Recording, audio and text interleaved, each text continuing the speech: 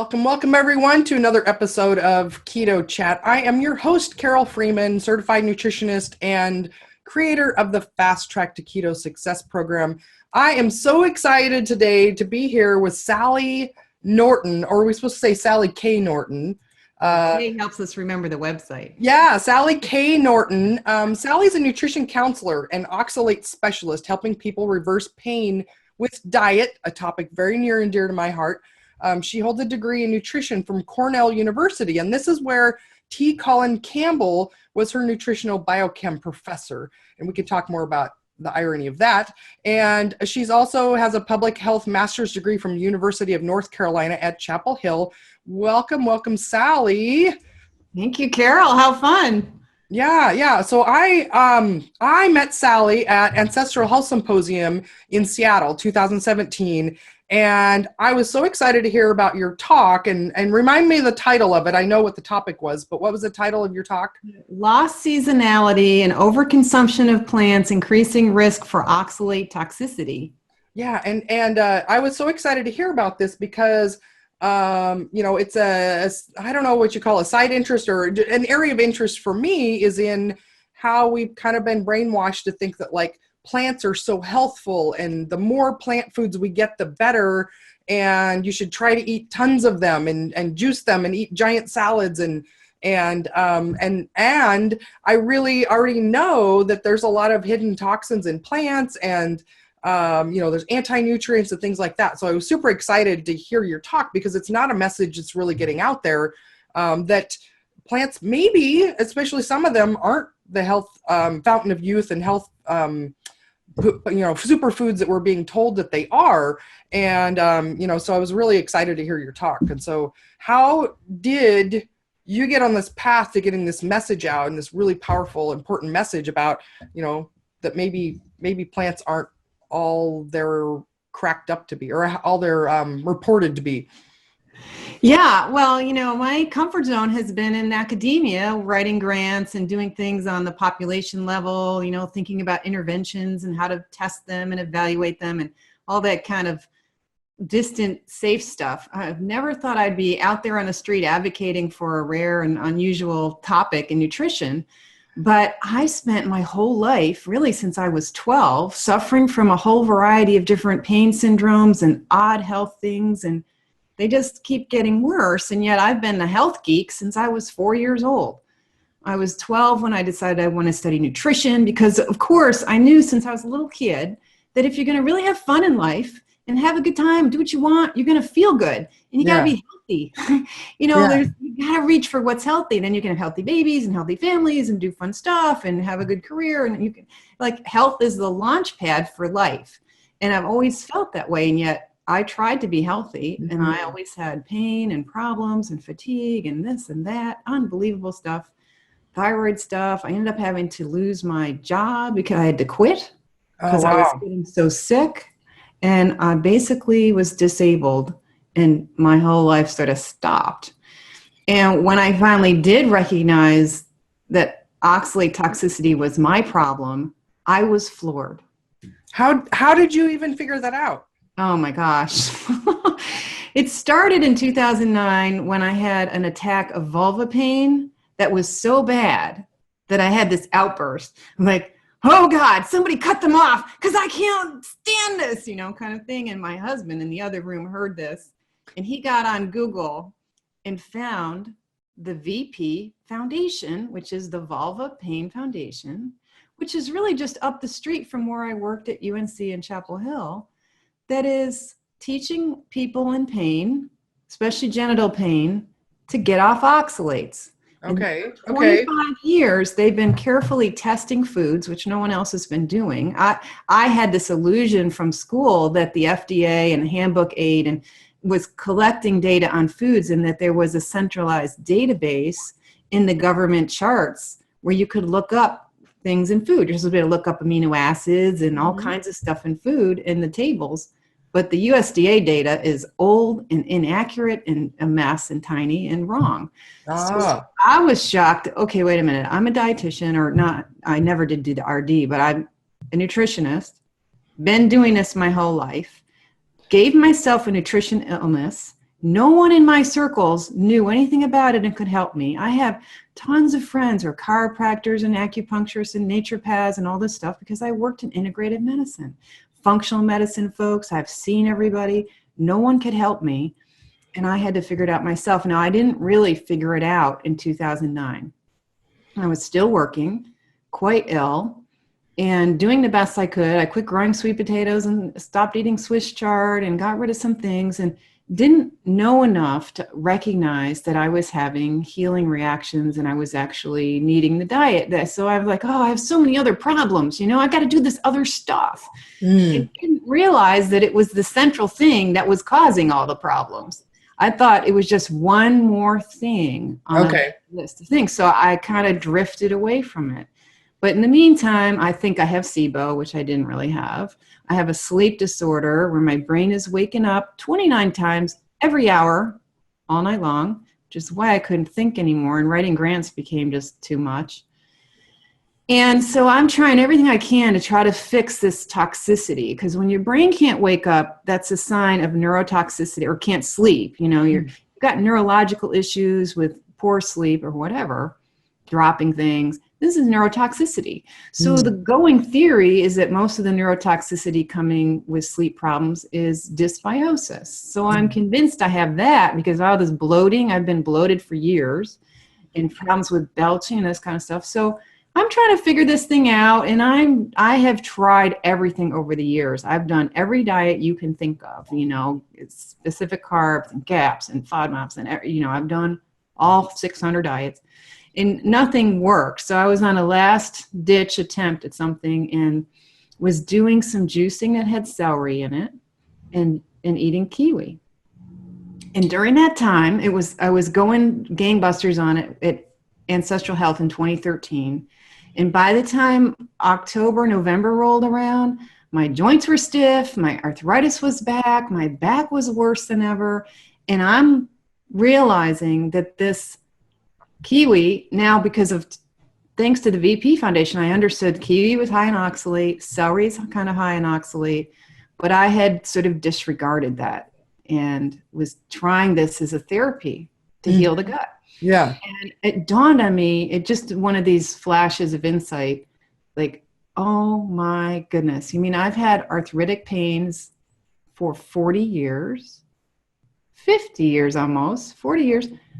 And all along, it's because I've been eating beet greens and Swiss chard and sweet potatoes. I was just like floored that this connects to my whole life story of struggles.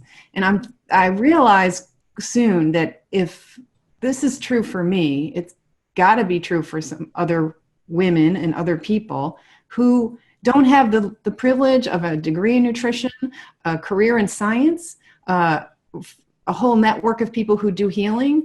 If I couldn't figure it out, how is anyone else going to figure it out? It's like my responsibility to take a life lesson. This must be why I'm here, is to suffer for decades and then suddenly, have that give me the strength and the the sort of determination to spend the rest of my days getting this message out. Yeah. Yeah. Well, yeah, thanks for sharing your story. And so many of us that are now so passionate about helping others heal, we have that same common thread of something really bad happened to us. And then out of that, we learned a very important message to take to others too. So it's terrible that we had to go through that and you had to go through all that pain, but I'm so glad that you're now taking that and sharing that lesson with everyone. So let's set the stage of like, well, who needs to know about this oxalate toxicity? And then we'll get into like what it actually is. But like, who do you think is important? Like maybe the type of person, kind of symptoms they're having. Anyone who's had some issues that just don't seem to line up very well with what the doctors are telling them. They go to the doctor and they come home really unsatisfied. Like they're sure the doctor isn't quite getting it. Okay. And they've tried lots of different things and they're not responding to these different treatments. So that's a good sign right there that there's a toxicity issue going on. And specifically with oxalates, you're going to see neurological issues, digestive issues, and pain issues, and things related to connective tissue. Okay. The thing is, oxalates get involved in tissues that are having trouble. So where you've got wear and tear, inflammation, damage, where you've had surgery, where you've had injuries, where you've just got vulnerability for whatever reasons, that's your individual kind of terrain. And where the terrain is in trouble or struggling is where oxalates cause the most problems. Okay. You're going to see old things that didn't heal well. You're going to see some chronic thing that just seems to be getting a little worse every year. Those are signs that you're already to the point where the symptoms are there. Okay. And without recognizing the symptoms, we usually think of this as sort of a silent disease because you don't recognize the connection. Okay. So you can have no symptoms, and you can even have a problem, use the diet, and still not notice improvement and still have the problem. Okay. So just going on symptoms alone is only one piece. Should we look at, like, is it going to be people that have eaten a certain way, or Yes. like, is it like people who've always loved spinach and try to eat as much as they can, or like eat lots of greens, or exposure is the number one risk factor because with any poison, it's the dose that gets you. So repeated use of high oxalate foods over time and high concentrations that we're doing now in blenders and smoothies, we're throwing in these high oxalate foods and consuming them more and more. They're now, many of the foods that are high in oxalate are considered superfoods and considered fantastic in a vegetarian diet or a healing diet. Even trying to help people who are quite ill will encourage them to eat some of these foods. And the more ill you are, the least ability you have to cope with a toxin like oxalate. Okay. What are kind of the top 5 or 10 foods that the most common ones people are eating right now that are the highest in oxalates? I would say spinach and almonds are the top 2. Okay. And then you got your Swiss chard, beet greens, your cashews, your chia seeds. Any kind of seed and nut is pretty much a problem. But right now we think the almond and the spinach are just angelic and, without suspicion. And so there's no discussion in your own head. Your boa is flying around. So exposure is a big thing, but unfortunately there's so little awareness. And oxalate is like a word no one's ever heard of. Yeah. On the street. Well, and we're, at a time, especially when the message is out there, is that, we need to eat a plant-based diet and we need to eat more the better, right? And it's going to save the planet, it's going to save our health. And so this is definitely not a topic that's talked about at all. So what is oxalate? Let's talk about that so people can kind of understand what this is and what it's doing in our body.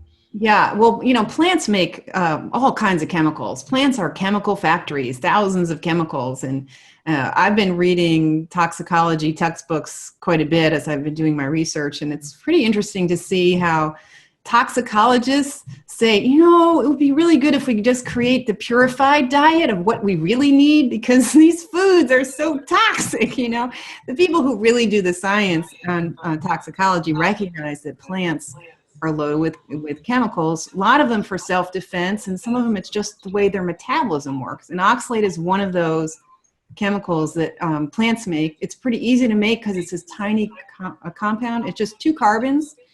Very small, super uber small compound. And so the plants make it often from vitamin C. They make vitamin C and they turn it into oxalate. And then it chelates with minerals and becomes a crystal. Okay. And so it can form in crystals or it can stay in what we call ionic form. It's an acid that strips off a proton and has a strong negative charge on it. And so that's called the oxalate ion. And that tiny little chemical is very reactive, but it's being so small, it can move anywhere.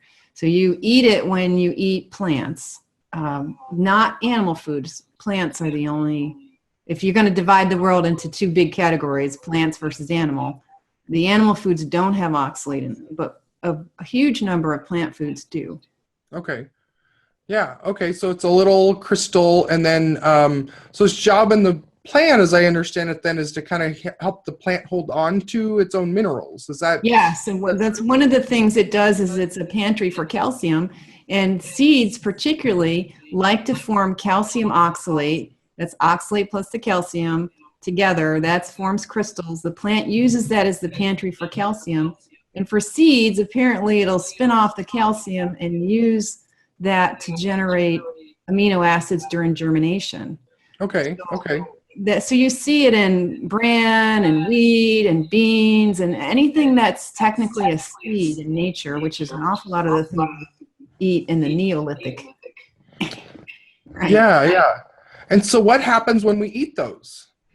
Yeah, so some of the oxalate is ionic, and that means it's just one little molecule, and that just floats right into your system pretty easily unless it's grabbed by a calcium molecule and forms a crystal. And the very smallest crystals, the nanocrystals, are still so small they can just float right in. But if they grow into bigger crystals, they become harder to absorb as if they're tied up with calcium. Now, some of the oxalate in the plant already comes as these mega crystals, and those are just big, scratchy, sharp rocks and needles and sand that can be quite mechanically abrasive to cells.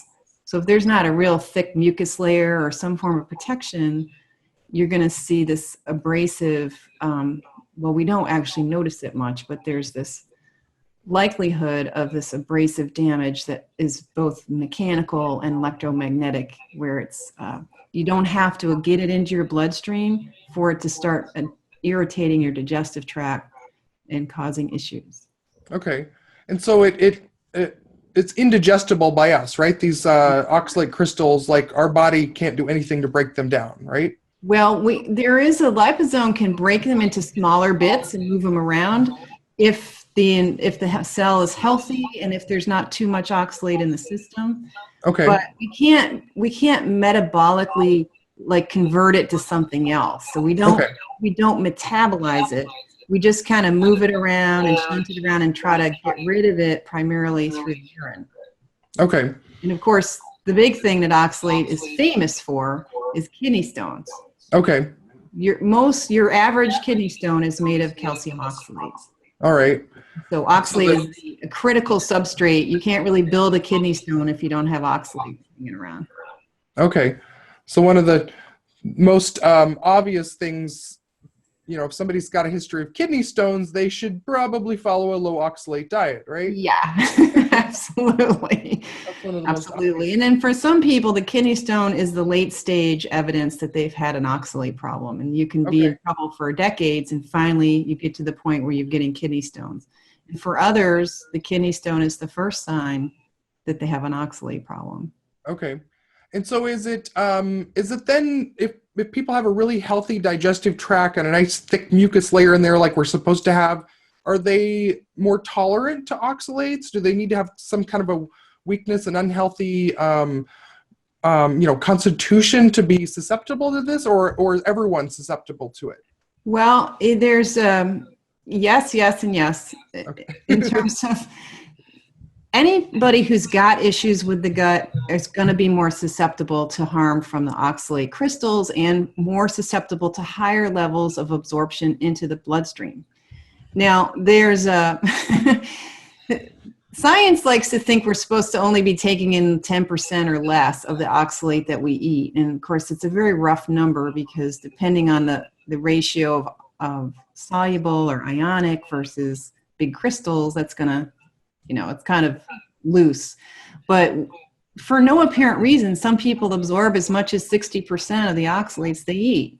Okay. Now, the ones who really, really prone to that, though, are people who've had bariatric surgery or taking drugs for weight loss or have had any other kind of gut-altering surgeries seem to set you up for hyperabsorption of toxins, especially oxalate, and yet they're trying to give you malabsorption syndrome. So now you can't absorb your nutrients, but you're much better at absorbing toxins.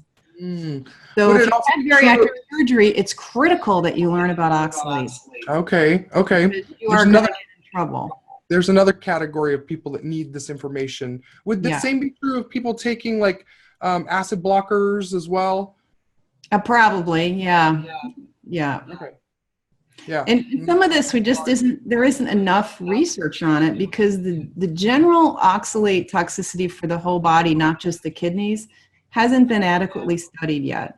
It got Okay. relegated, the whole topic of oxalates damage to the body got taken over by the kidney research, because the kidney stone has long bothered mankind for hundreds and hundreds of years, really ever since wheat became a staple, which is a high oxalate food.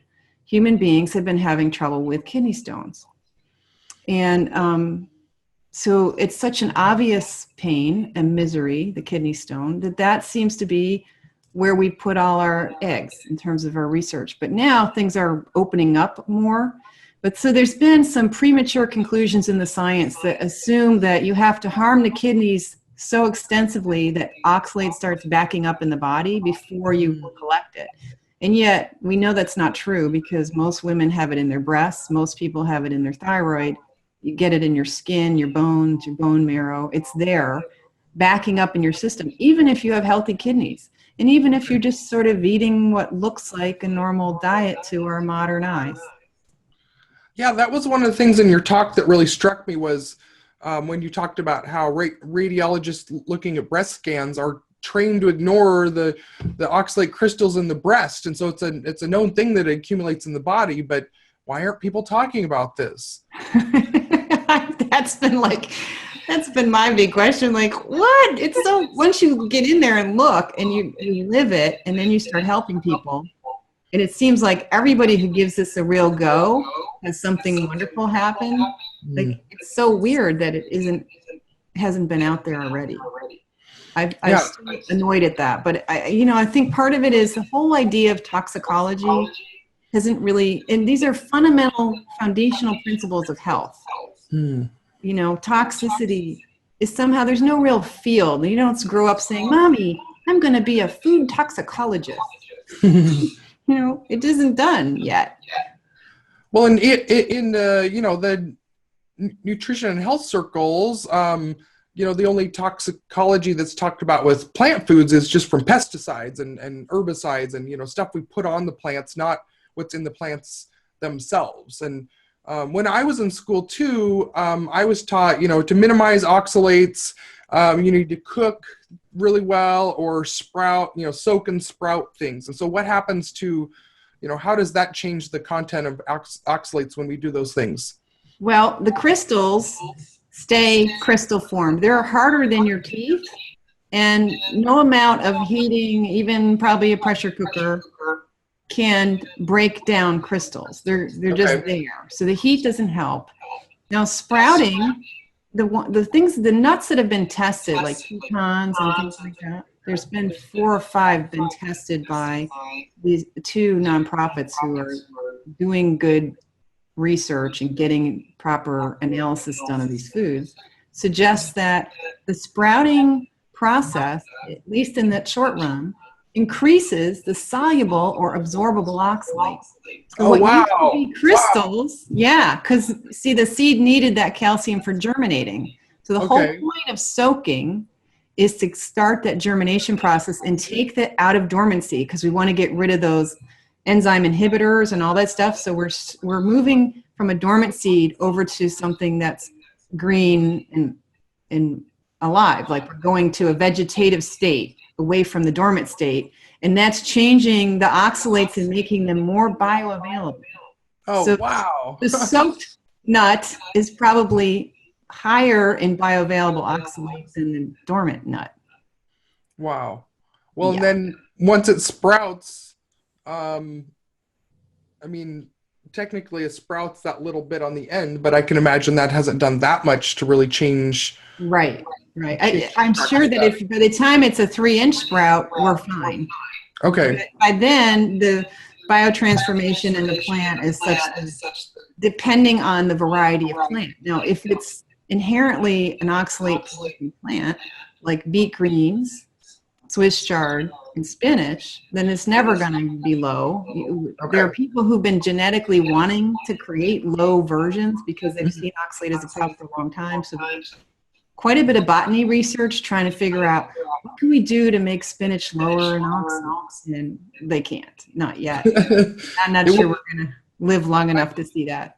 Might be a very limp plant, right? Like that, that's exactly right. And they've known for 200 years, maybe 400 years, that the crystals in plants help them to stand up straight. It gives them kind of a skeleton, even though they're really tiny compared to us. It helps provide some sturdiness and toughness. Of course, if you're a bug coming along, you don't want to chew on one of these oxalate crystals. It'll kill you.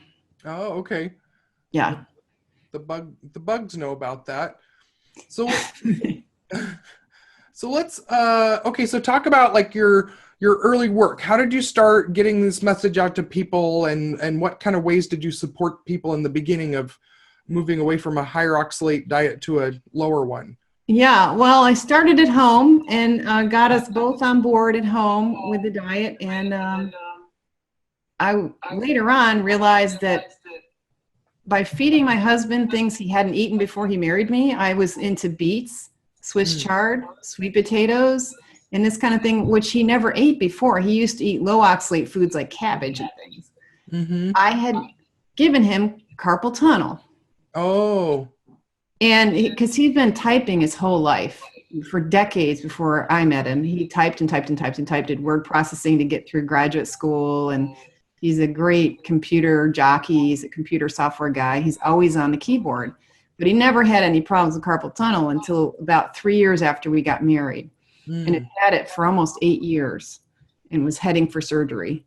And wow. I didn't even I never knew there was a connection. It turns out there is reports in the literature of healing carpal tunnel with low oxalate diet, but I hadn't found them yet. And so it took me months to put together the reversal of his pain and problem to the diet. But anyway, and so I'm doing my research and studying, and I'm realizing, okay, we got to come up with a shopping list for people. We've got to come up with the basics and explain this. And I started doing talks locally and developed a support group in town, and we have a monthly support group now. And so I just tried it out on people and started learning from clients and started specializing and seeing individual clients who felt that they could benefit from learning more about oxalates, and they have taught me an immense amount. Yeah.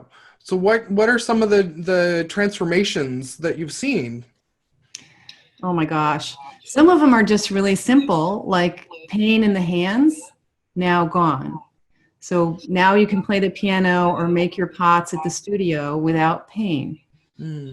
Sleep problems, almost everyone says their sleep is much more restorative and they just feel like they can sleep now, where before it was a touch and go thing. One surprise was a 3-day turnaround after 13 years of fecal incontinence. Oh, wow. Wow. Horrible. Just devastating problem. 10 times a day, unaware, unable to control this fecal leaking that was destroying clothes and relationships and making being out of the house difficult. Invites to dinner or lunch were like touchy, and only 3 days. So what that tells me with a 3-day turnaround is that she was having acute neurotoxicity in the nerves in the rectum that were both sensory nerves and motor nerves that were controlling the function of the rectal area of her digestive system. And because only 3 days later, she's texting me going, "Oh my God, I haven't been in the bathroom all day." Oh, wow. Yeah. So it's all over the map. I mean, we've had one woman had a broken arm. She had severely broken through her arm, and it was still lingering and not healing. So these old injuries will suddenly start clearing up and cleaning out. That happened to me as well. Let's see.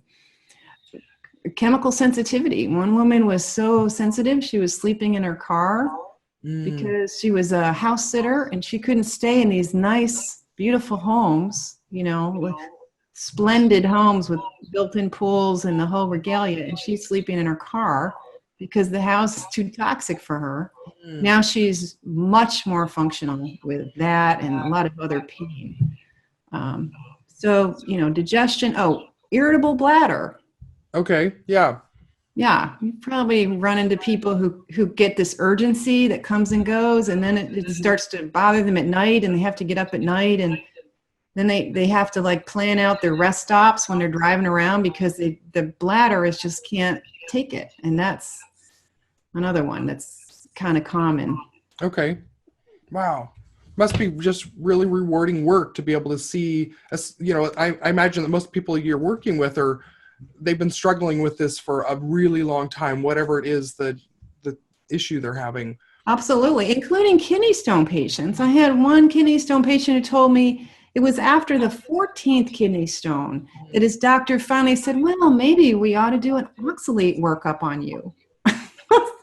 Really, 80% of kidney stones are made of oxalate. Why do we need to wait to 14 kidney stones? Yeah, right. Oh, So gosh. this gentleman, he was a meat and potatoes guy. So he'd have a kidney stone maybe every 5 years. And when his wife decided they were going to get healthy and started serving spinach on a regular basis, the kidney stones started coming in rapid fire. And because I had just mentioned the oxalate workup, they saw my flyer to come hear about oxalates, and it's turned it around. Yeah. Wow.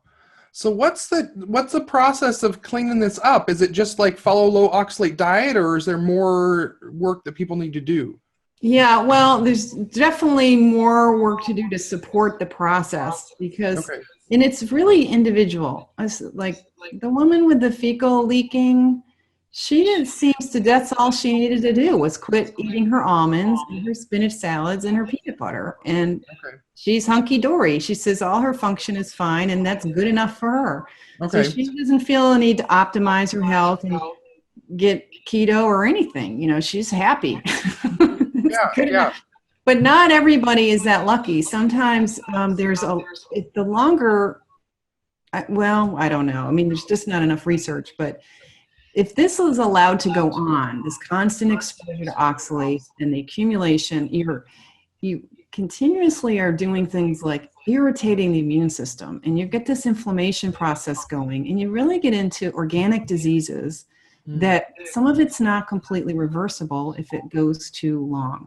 It's really quite dangerous to just say, well, you probably don't have that, so just eat all you want.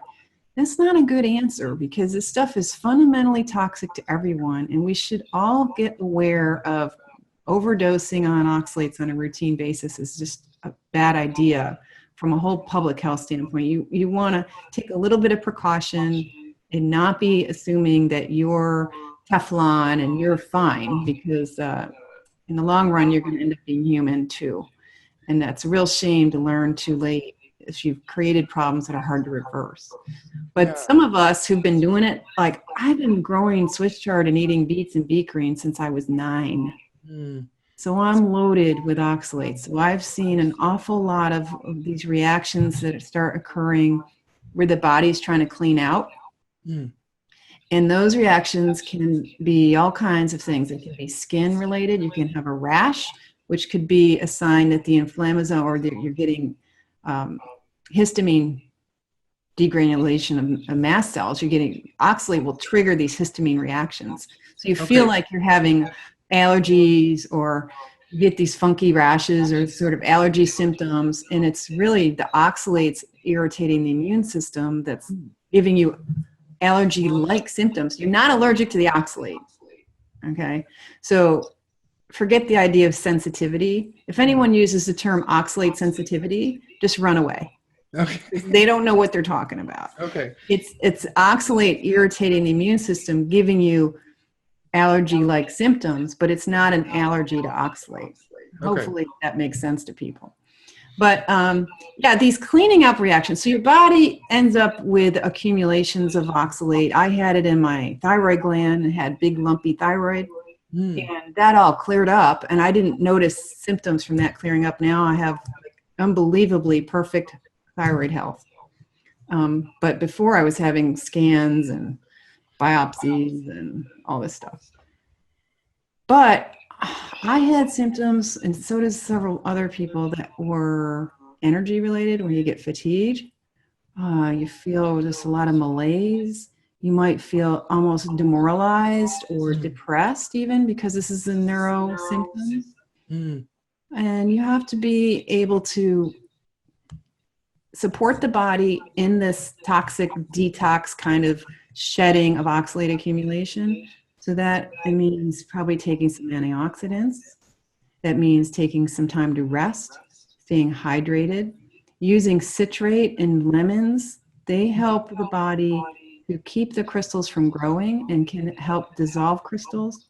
So taking lemons every day is very good support, so that as the body tries to move this stuff out, it doesn't just create a new chunk of oxalate in some other damaged tissue.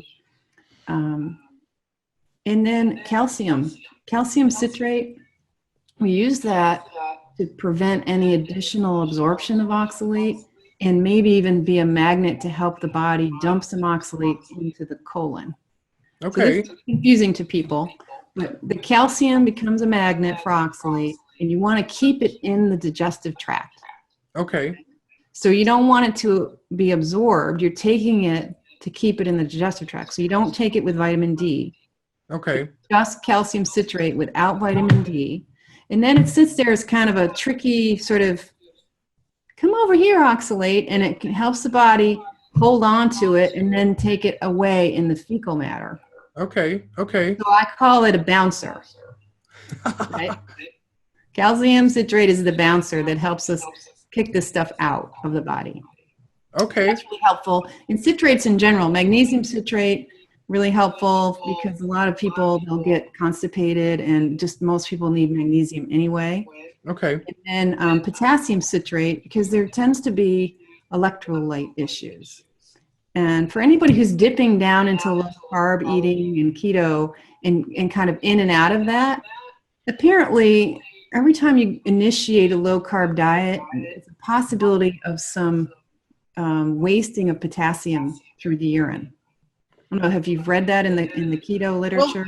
Well, if people aren't getting enough salt, and so that's one of the ones that a lot of people don't get that message, is that you have to actually supplement with salt and quite a bit of it, and then it will actually it maintains your potassium balance and your other electrolytes pretty well without better. Yeah, and so, but a lot of people have gotten used to eating kind of low salt and aren't accustomed to dumping salt on their food, and so we get depleted. Have them actually, measure it out and take it like a shot, and Well, you can throw it in your lemon juice. Do a lemon shot in the morning and throw some salt in there. And but also the potassium citrate is helpful to help sort of rehydrate your tissues, because if you're really low in potassium, you're going to dry out. Your blood might not show up in a blood test, but your fascia and stuff will dry up. And so all those citrates, really helpful support. Okay. And then some other supplements that are antioxidants are a good help. And then other forms of nutritional supports can be really good. So but would other forms of calcium not be a good idea? Like, would that just encourage more of the depositing the crystals, or am I not understanding it right? Well, for a long time, science tried to blame the calcium. They call these deposits calcifications. Yeah. Right? We don't want calcification of the circulatory system or anywhere else. But a lot of it is, calcium plus some other problem chemical. It's not really the calcium so much. And so the citrate is helpful because it keeps crystals from growing. Okay. So we like the citrate form, and it's a pretty absorbable form, but not that we really want to absorb it, but it does disassociate in the gut pretty readily, from what I understand. So it is a great form for this particular issue, and the one you would want to stick with if you can. There's a limit in how many supplements companies are making the simple straight up calcium citrate without the vitamin D. Right. Now brand does a powder and 1,000 milligram capsule, and I think Allergy Research or somebody does one that's a mix of magnesium and calcium citrate. But there's room to develop a sort of oxalate specific one, I think, where you could take it before meals, which is a good time to take it like a half an hour before meals, so that if you do have oxalate in that meal, you can reduce the amount that's absorbed somewhat. We can't 100% eliminate that absorbable form. So it's not a perfect, like, oh, you can't just take it and then, oh, you can have your spinach smoothie. It doesn't work like that. Okay. You're still going to have those crystals causing trouble anyway. So it's not like, oh, this is how I can still have my spinach by taking the calcium. That's not at all as much as someone might wish that's the case. That's not.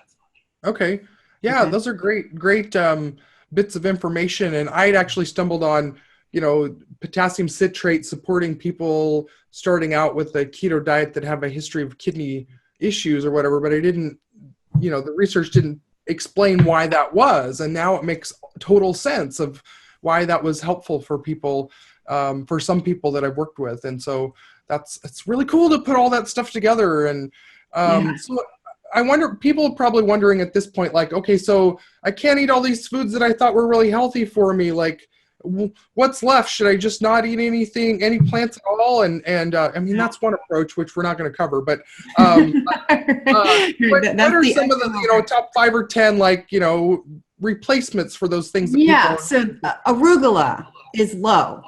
Okay, arugula is low. Anyone who says it's not, it's another person to run away from because they haven't done their homework, because there's many people out there saying arugula is high. It's not. Arugula, cabbage, asparagus, all kinds of cabbage. Lactinato kale is low, but the curly kale is not so low. Mustard really? Okay. are sort of low. Yeah, this like one kind of kale is much better than the others. The ugly dark green one that sort of looks like dinosaur skin, that's the one that's low. And mustard greens aren't too bad. Your cresses, watercress and upland cress, mosh is a lovely little green if you can get it. It used to be in the stores for a while, and then the spinach has just pushed it off. It seems like now, is it spelled like, I thought it was pronounced mache, but it's M-A-C-H-E? Okay. Yeah, okay. That's it. Corn salad. It has a couple of nicknames. Corn salad. And that's really low. Let's see what else. Lettuces, of course. The romaine lettuce is a beautiful green. It's got a lot of nutrients in it. It keeps really well in the fridge. Not hard to grow. It's available in most markets. And it tastes good. And it's really versatile. You can use it like bread, and you can use it as a dipper. And, it's just, go for some romaine. Radishes, and let's see. How about endive? Endive, let's see. Yes, endive is okay. Okay. That's a underappreciated leafy thing, I think. It is. Absolutely. Right. Nice. And then, for people who do root vegetables, turnips, rutabaga, celeriac, those are all nice replacements for potato if someone's a potato fan. Oh, potatoes are oxalate. Yeah. Okay. White and sweet potato and white potato both. Okay. Pretty high, but cauliflower is really low. So anybody in the keto world is using cauliflower where they used to use potatoes. Yeah. Okay. Yes. Yeah. So let's see. That's pretty much cucumber, cilantro, zucchini. Those are all nice and low. Nice. Okay. There's definitely vegetables to eat. This is the sad, one of the myths is, don't eat greens. Can't have greens. Eliminate the vegetables, because it's hard to get good data, and people don't know where to get good data, so they make these sweeping comments, especially the urology office will say, well, you can't eat anything green and leafy anymore. But that's not true. Yeah. Well, yeah, lots of variability. My son was disappointed because his favorite green was spinach, and so I came home and told him about that, and he's like, oh man. But so it's interesting though, like why that was his favorite. I'm curious about that, but I know his father has a history of kidney stones, and so but he's never had an issue with that, thankfully. But I don't know, I'm always curious about the things that we're attracted to and we like sometimes are the worst things for our own bodies. I know. It's really true. And the thing you're most allergic to is the thing you're eating all the time. Right. Yeah. Where So spinach has got its moment in the sun right now. I mean, you cannot go in a store and not see a wall that's 10 feet wide, clamshells and different versions of spinach mixed with other high oxalate foods. So it's very quick to cook. It's very tender. It's versatile because you can eat it raw and cooked, and it throws in the blender, and it's not real stringy. Yeah. And so I think it has these sort of winning qualities that have kept it at this funny place of being popular, even though we've known for 100 years that because there's so much oxalate in it, there is zero available calcium.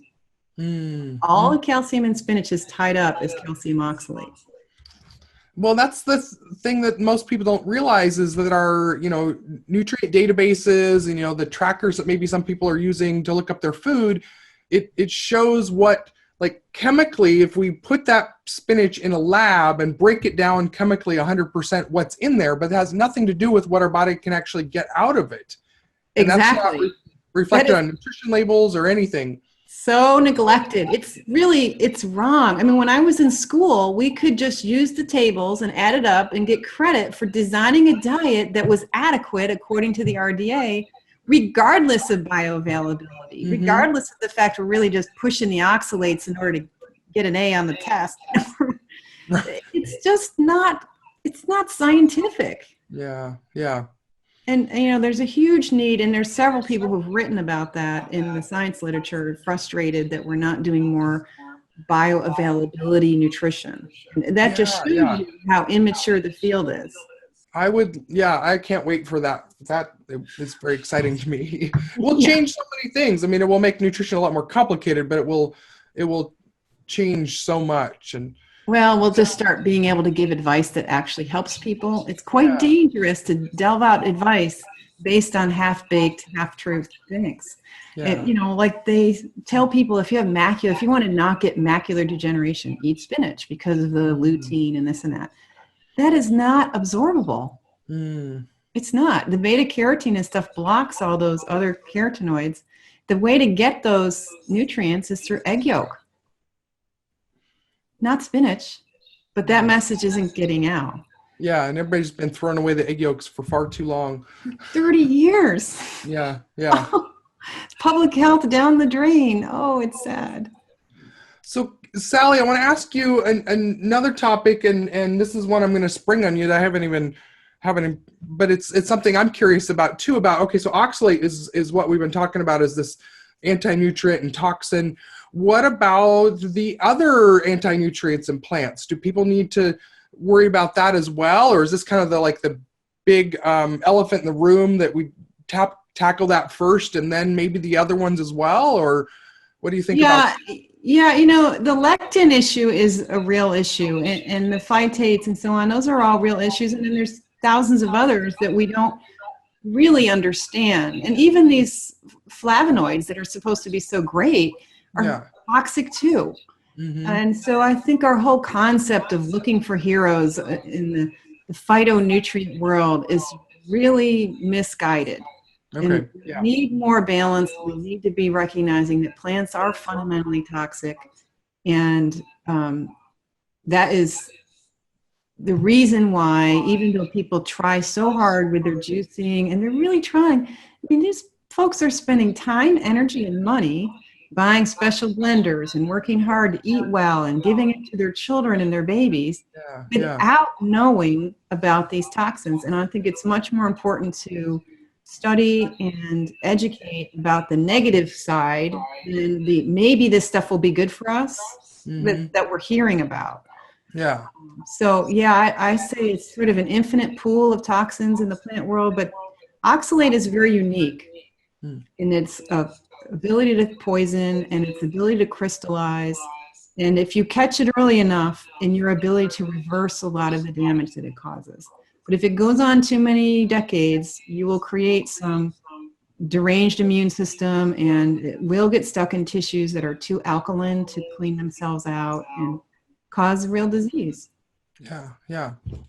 So what have you found personally as your eating template? So right now, what would you describe, or the way that you eat that works for your body right now? Well, I'm an interesting case because I've been on oxalate so long that my immune system thinks it's allergic to the entire plant kingdom. Okay. So I'm still experimenting with what am I allergic to, and I'm starting to try the 5-day modified fast, the fasting mimicking diet. Okay. And so I'm still playing around. I've been pretty heavy grass-fed, local, nose-to-tail eater. I'm big on feed and bones and marrow and sinew and stew and soup and broth and things like that. Okay. I do still love my lemons every day, and do like some vegetables every day, but it's getting simpler and simpler. Well, I'm very culinarily oriented. I like to put on a big plate of food with like 3 vegetables and a gorgeous entree and all of this. And I'm continuing to simplify and think more like Inuit. Yeah. Yeah. Because I honestly feel best. One time I prepared an entire pig head. And oh yeah, you were sharing this story with this. I ate the whole thing for a week because I had a big like Thanksgiving type party. It was in February, and a weekend we had a big snowstorm and everyone snowed in, and I was having this party with just a few friends, and we shared the purchase of the pig. And after, I just ate it the whole week because we were sort of snowed in and living simple, and I never felt better in my life. So, as much as I'm an ex-vegetarian, I'm a good cook. I like the flavor, the texture, the color that vegetables bring to the plate. And, but my body is quite content if I stick with many fewer vegetables. Yeah. Yeah. Well, thanks for sharing that. So, in kind of wrapping this up, if we just give people some, your top tips of like, okay, this might be the first time they're hearing this, like, what do you recommend that they do just to kind of get started with figuring out whether this is an issue for them or not? Yeah, well, first of all, try to just take a deep breath and just sort of relax about it.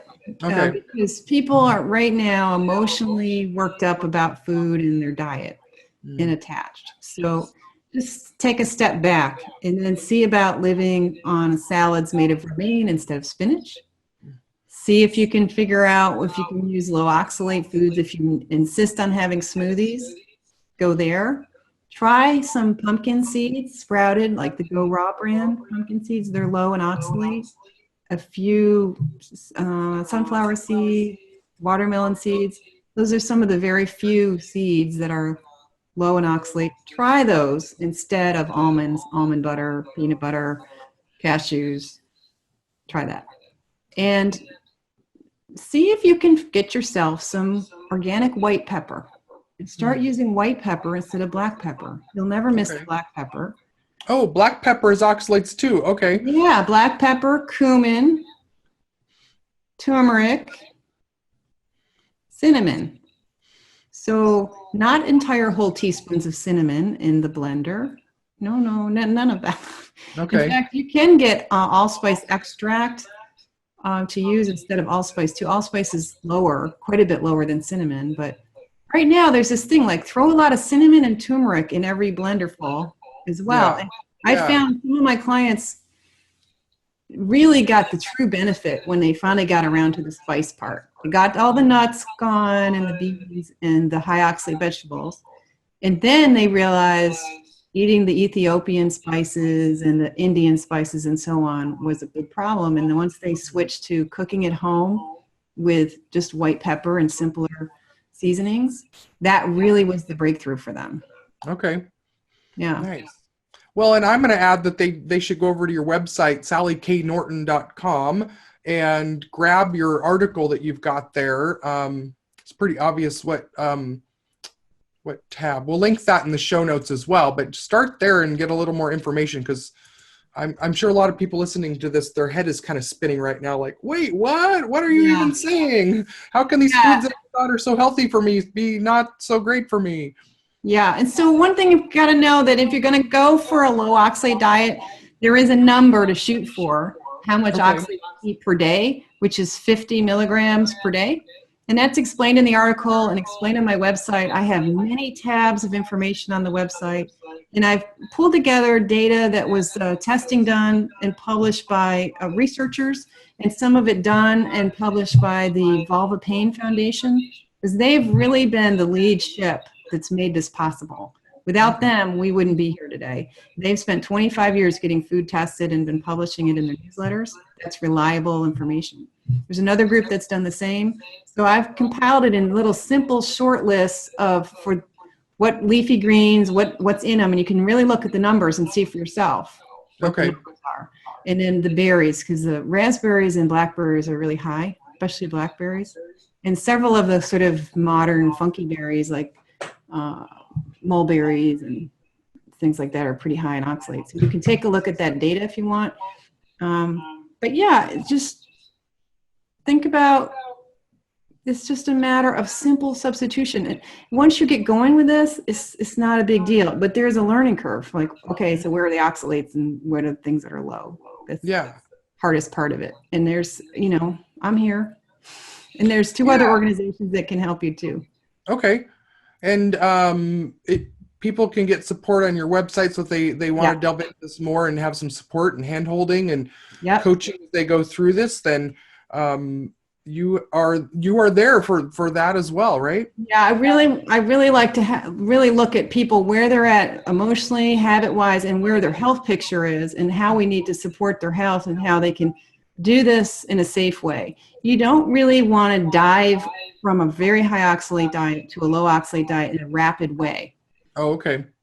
For some people, that can trigger some pretty terrible reactions, and it's not necessarily safe.